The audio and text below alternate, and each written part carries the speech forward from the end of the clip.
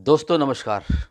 स्वागत है आपका परत दर परत व्यू चैनल में। मैं हूं आपके साथ इंद्र मोहन शर्मा, बेंगलोर से। आज विश्लेषण कार्यक्रम में मुद्दा है, क्या रणजीत सिंह बीजेपी छोड़ेंगे? इस पे चर्चा करने से पहले आपको एक वीडियो दिखाते हैं कि रणजीत सिंह ने क्या कहा है। अब कल उन्होंने मीटिंग की रानिया में अपने कार्यकर्ताओं की, और उस मीटिंग में न तो उन्होंने बीजेपी का कोई झंडा लगाया, न डंडा लगाया, और न ही उन्होंने बीजेपी के नेताओं और कार्यकर्ताओं को उस मीटिंग में आमंत्रित किया। आज उन्होंने फिर मीडिया से रूबरू होते हुए अपने मन की बात कह डाली। चलिए पहले देखते हैं वीडियो और फिर उसके बाद चर्चा करते हैं। देखिए वीडियो। है कि आप बीजेपी छोड़ रहे हैं, क्या कहना है जी आपका? नहीं, कहीं नहीं कहा मैंने मैं बीजेपी छोड़ रहा हूँ, बीजेपी में हूँ।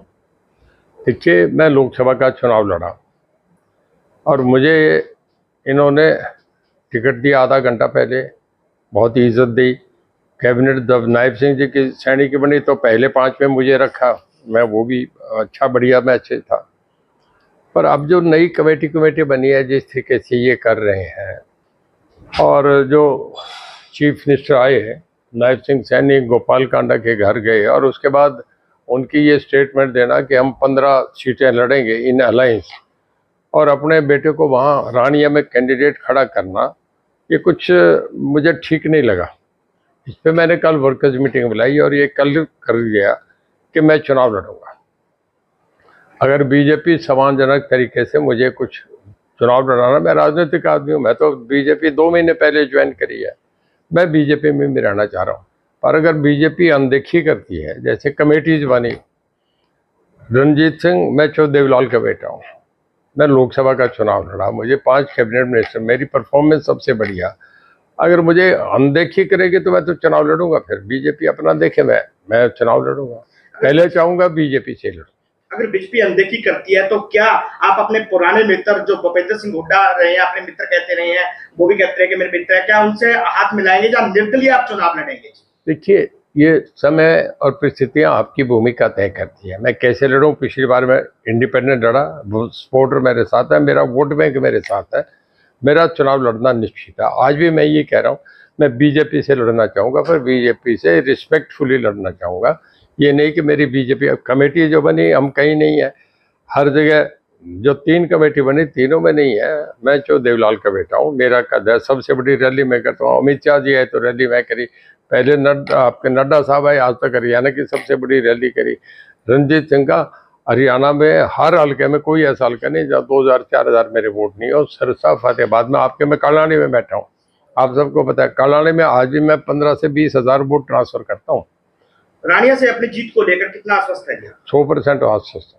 पिछले दिनों आपने देश के प्रधानमंत्री से मुलाकात की, उसको लेकर क्या चर्चाएं रही, उसका किस बात को लेकर प्रधानमंत्री से चर्चा हुई? क्या देखिए, प्रधानमंत्री देश के प्रधानमंत्री है, 66 करोड़ लोगों ने उन्हें प्रधानमंत्री चुना है, उस देश के सबसे पॉपुलर लीडर हैं, दुनिया के पॉपुलर लीडर हैं। मैं उनसे बधाई देने गया था कि वो तीसरी बार बने हैं देश के। पंडित जवाहरलाल नेहरू के बाद आज तक कोई आदमी इतना नहीं, 15 साल तक किसी को प्रधानमंत्री चुनना बहुत बड़ी बात है। इस करके मैं उन्हें बधाई देने गया था, मेरी कट से कम थी। हलोपा अपने आप को एनडीए का घटक बताती है, लेकिन उनकी ओर से जो है रानिया में अपने कैंडिडेट उतार दिया, उस बात को लेकर क्या कहना चाहेंगे आप?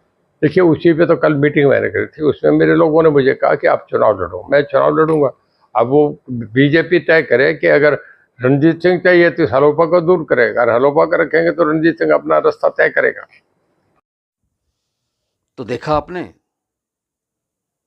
कि बीजेपी के जो नेता हैं फिलहाल, और बीजेपी की हरियाणा सरकार के मंत्रिमंडल में ऊर्जा मंत्री भी हैं, जेल मंत्री भी हैं, और वो ये कह रहे हैं कि अगर बीजेपी ने उनकी अनदेखी की टिकट के मामले में, तो वो चुनाव जरूर लड़ेंगे, बीजेपी अपना देख ले।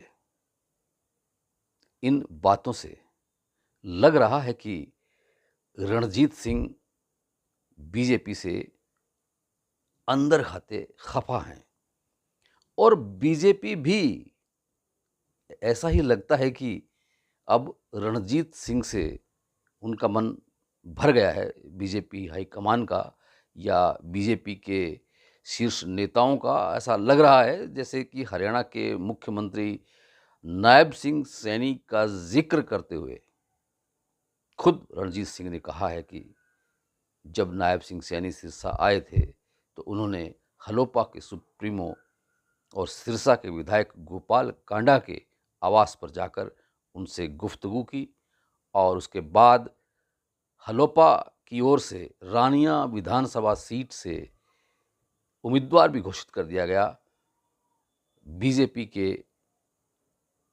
नेता गोविंद कांडा के बेटे धैर्य कांडा को। तो इससे ऐसा लगता है, और इसके अलावा जो कमेटियां गठित की गई हैं बीजेपी हाईकमान की ओर से फिलहाल इन दिनों में, उनमें भी कहीं नाम नहीं है रणजीत सिंह का।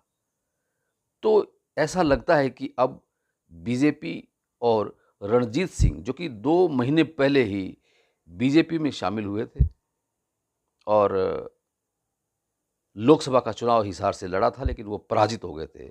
और पराजित होने के बाद उन्होंने ये आरोप सरेआम लगाया था कि बीजेपी के हरियाणा के कुछ शीर्ष नेताओं ने उनके साथ भितरघात किया है, जिसकी वजह से वो पराजित हुए हैं। और उसके बाद जो है उल्टी गिनती शुरू हो गई थी रणजीत सिंह की बीजेपी में।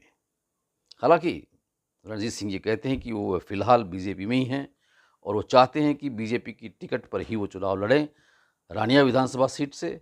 लेकिन क्या बीजेपी हाईकमान रणजीत सिंह को फिर चुनाव मैदान में उतारेगी बीजेपी की टिकट पर? ऐसा फिलहाल संशय नज़र आ रहा है और उस संशय को रणजीत सिंह खुद भांप चुके हैं और उसकी वजह से ही वो ऐसा बोल रहे हैं कि अगर बीजेपी ने उनके साथ अनदेखी की तो वो चुनाव रानिया विधानसभा सीट से ज़रूर लड़ेंगे और बीजेपी अपना देख ले। तो अब वो देखना ये है कि चुनाव अगर बीजेपी की टिकट नहीं मिलती है रणजीत सिंह को, तो क्या रणजीत सिंह निर्दलीय चुनाव लड़ेंगे या वो फिर कांग्रेस में जाएंगे। तो इन सब बातों से लगता है कि अब रणजीत सिंह के दिन बीजेपी में लद चुके हैं। देखते हैं आगे क्या होता है। फिलहाल विश्लेषण कार्यक्रम में आज इतना ही। कल फिर किसी नए मुद्दे के साथ आपसे रूबरू होंगे। तब तक के लिए इंद्रमोहन शर्मा को इजाज़त दीजिए। और अगर ये चैनल परत दर परत अभी तक आपने सब्सक्राइब नहीं किया है तो कर लीजिए, क्योंकि अब चुनाव बिल्कुल सिर पर आ चुके हैं और आगे ये चैनल आपके लिए बहुत अच्छी जानकारियाँ, विश्लेषणात्मक जानकारियाँ लेकर के आएगा, जिससे आपकी नॉलेज में भी इजाफा होगा। और इसको शेयर कीजिए, वीडियो को पसंद कीजिए और कमेंट कीजिए। आपका बहुत बहुत धन्यवाद, बहुत बहुत शुक्रिया। इसे आप फेसबुक पर परत दर परत चैनल पर भी देख सकते हैं। धन्यवाद।